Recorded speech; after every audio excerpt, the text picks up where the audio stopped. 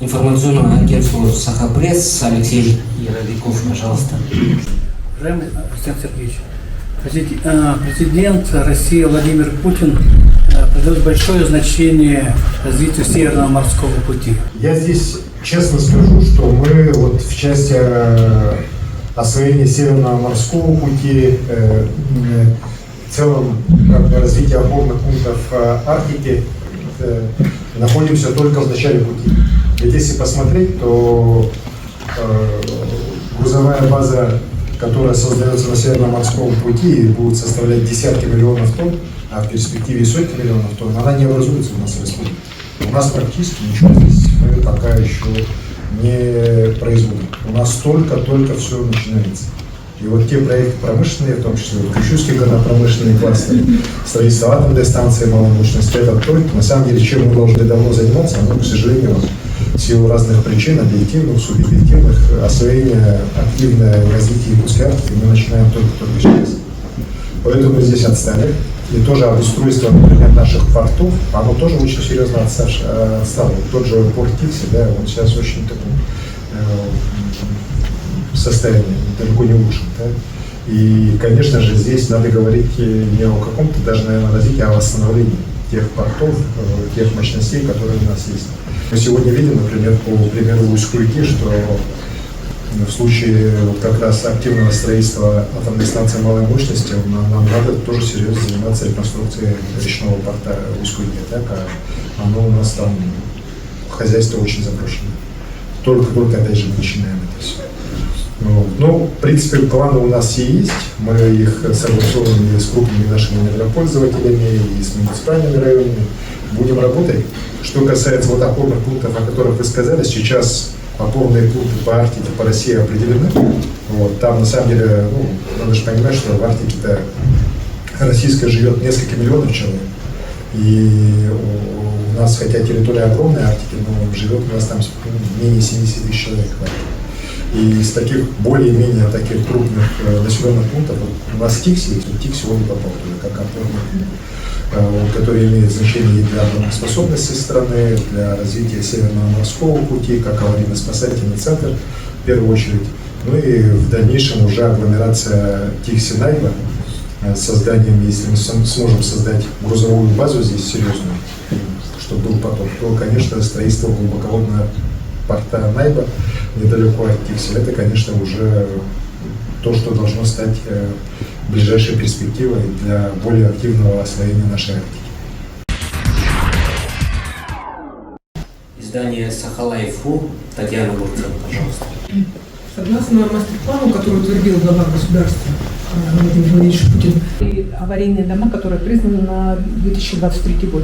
Фактически речь идет о всем деревянном жилом фонде, я говорю о двухэтажках.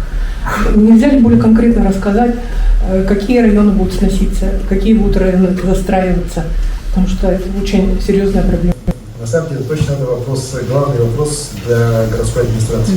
Сейчас я в своем послании задачу поставил, до 1 апреля они должны определить план графика расселения. Кто будет расселяться, как будет расселяться. У нас по предварительным данным порядка 1048 домов признаны такими аварийными на 1 сентября 2023 года. У нас аварийного жилого фонда по Якутску, признанного таким на 1 сентября 2023 года, чуть менее 500 000 квадратных метров. Соответственно, сейчас мэрия должна, во-первых, список актуализировать, очень четко определить. Во-вторых, план-график должен быть сделан. Ну и вы сами правильно сказали, это будет касаться практически всех районов города Якутска, потому что за последние годы аварийным признано большинство, подавляющее большинство деревянных домов, которые у нас в Якутске оставались. Сейчас свыше 1048, по-моему, было признано, да, как мне докладывают. То есть практически 70-80% будут сноситься. Другой вопрос, конечно, что здесь мы с правительством страны должны выработать механизм, потому что на сегодняшний день по стране общестранового решения о расселении аварийного жилого фонда нет. Дальнейшем. Сейчас есть на 1 января 2017 года. Все будет снесено. А вот что дальше делать, как быть, такого решения по стране нету. И Якутск, вот, благодаря нашему президенту, попал в список нескольких городов, по которым есть, считайте, отдельное поручение президента в адрес правительства Российской Федерации обеспечить вместе с властями республики, города, вот снос такого аварийного жилого фонда. Это огромная помощь для нас. Так? И, конечно же, еще раз подчеркну, наверное, для мэрии города Якутска это главная задача вот ближайших лет. Такой огромный объем аварийного жилого фонда должен быть снесен, должно быть построено новое жилье, люди должны переехать. То есть серьезная задача, и поэтому здесь раскачиваться мы никак нельзя. Очень надеюсь, что до 1 апреля план график расселения городская администрация сделает. Коллеги, давайте послушаем вопрос от российской газеты. Мария Сергеева, пожалуйста. Мария. Еще до того, как стало известно, что год будет годом семьи, у нас в республике были введены новые, как бы скажем, выплаты для семей, увеличены. Будут ли еще какие-то, скажем, пособия или что-то хорошие такие выплаты для семей и детей? Ну вот наши республиканские. Вы знаете, я просто очень был обрадован, когда президент объявил год семьи. Это очень важно для нашей республики. Я вот в своем послании же не зря сказал, у нас очень много практик, которые реально могут быть использованы в масштабах всей страны. Мы просто вопросами поддержки семьи республика занимается системно в современных химических. И у нас есть очень много разных практик на уровне сел, на уровне городов, на уровне районов, на уровне республики, министерств отдельно, да, которые точно могут быть тиражированы. Мы сейчас очень активно в этой части работаем, свои предложения даем. К сожалению, не все они принимаются, потому что мы реально тратим на это серьезные деньги. Так? Не все, к сожалению, сейчас в стране можно финансировать так, как нам хотелось бы. Я уверен, что потом придет время, и эти задачи будут решаться. Вот. Что касается республики, у нас вот два основных решения мы приняли, они будут реализовываться. Это то, что семейный капитал республиканский на третьего и последующих детей мы увеличили ровно в 2 раза. Было 150 тысяч рублей, с 2024 года это уже 300 тысяч рублей. Так, все средства на это бюджете предусмотрены. Ну и второе, то, что молодые люди до 25 лет, которые вступают в брак, им от республики будет выплачиваться помощь 50 тысяч рублей. Вот эти решения, которые мы точно уже приняли и финансировали. Да? Ну, поступают и другие предложения, мы их обязательно будем рассматривать. И не все же они денежные, да? Некоторые достаточно много и тех, которые носят под собой какие-то нематериальные поощрения людей. Да? Это тоже важно, это тоже нужно. В целом, я считаю, что в республике мы должны все делать. Вот как раз у нас такой сдвоенный год получается, очень близкий, год семьи, год детства, чтобы мы эти вопросы и дальше поднимали, чтобы и престиж и семьи, и престиж детства, детей наших, да, многодетных семей увеличивался. Здесь, хотя много сделано, но сказать, что у нас все хорошо, мы никак не можем. Это же тоже понятно. Вопрос, пожалуйста, от Сахамедия Виктор Джанханович Кольцев. Наверное, один из главных вопросов, который постоянно регулируется, Александр Сергеевич, мы, вот наши коллеги ездили на встречу с Владимиром Ильичем, если смогли, может быть, вы в курсе.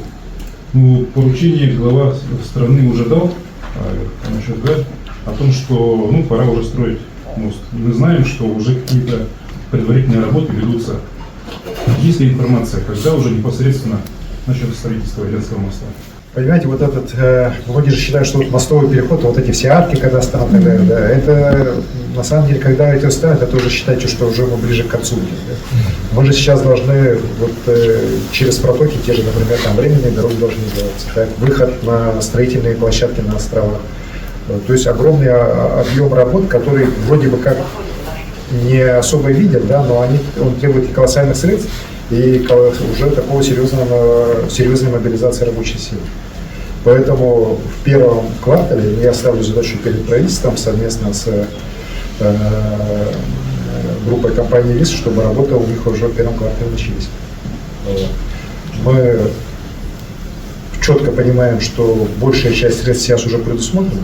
Так, в наших планах федерального правительства, у частного партнера. конечно, какая-то определенная нехватка есть, вот, но я уверен, что этот вопрос мы по ходу срока будем решать. Главное, что президент уже сказал, что в 2028 году мы должны быть построить, тут уже других разночтений сейчас ни у кого, слава богу, уже нет.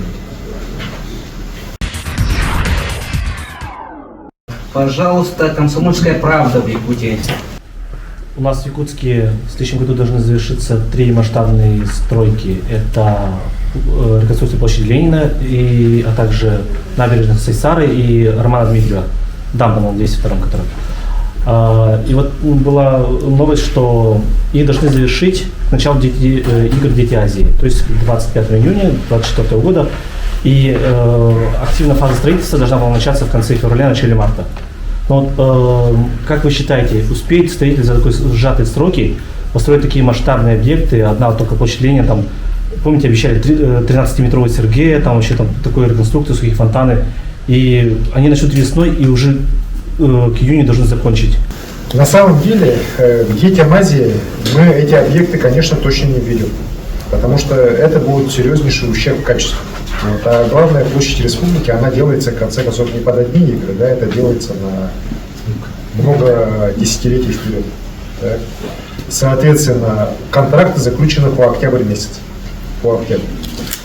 Что точно будет сделано к детям Азии, вот эта часть, которая набережной Сайсары, Сайсарского озера, которая прилегает к Триумфу. Вот эта часть ближе к Триумфу, и вот эта набережная, которая идет туда в сторону Агату, она будет сделана. Она будет сделана, будет введена, и там уже и гости, и жители столицы уже смогут во время Детей Азии спокойно ходить, отдыхать. Это нормально. Может быть, успеют закончить значительную часть по пляжу. Вот, по дамбе пляжной. Там, в принципе, не такой огромный объем работы, вот, и уже значительная часть сделана в этом году, но и то ему я не настаиваю. Там все-таки надо качество смотреть, если есть возможность, сделают, если по каким-то моментам надо будет все-таки работу более углубленно делать, пусть делают. А по площади Ленина точно, я сказал, что они должны сделать ее хорошо и качественно. Там будут и эти 13-метровые Сергея, и фонтан там будет, и вот эта наклонная там модель Аласа и так далее. В общем, там много чего будет интересного, так, и, конечно, надо, чтобы качественно это было все сделано.